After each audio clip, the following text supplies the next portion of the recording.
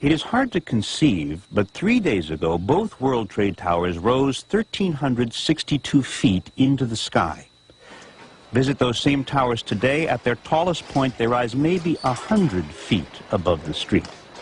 And while it's true there are 6 floors below street level, now filled with debris, engineers at the firm that built the building's best guess to account for the missing 1,200 feet of material from each tower is that large portions simply vaporized into the dust that rained down on New Yorkers immediately after the collapse. It was that powerful. Get out of here!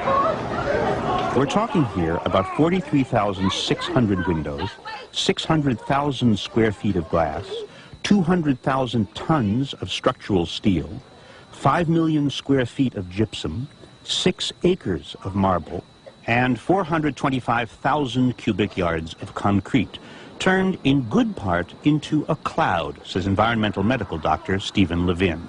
I was astonished at the degree to which solid materials were turned into pulverized dust as a consequence of that building collapse. I think it was striking. The Environmental Protection Agency has been sampling the dust, and one specialist told ABC they believe the clouds that appeared immediately after the collapse were mostly gypsum dust from drywall, cement dust, and plaster, which can cause problems. Cement dust is an irritant. Fine glass powder is also an irritating material. The EPA did find spotty levels of asbestos. A sample on a police car turned out dangerous. Another sample a couple of blocks away, not dangerous. But most interesting, in the mix, they are looking, they think, at specks of steel that used to be beams and elevators, marble from the lobby floor and facings.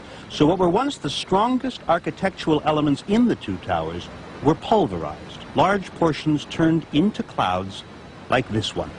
Still, there is this mystery.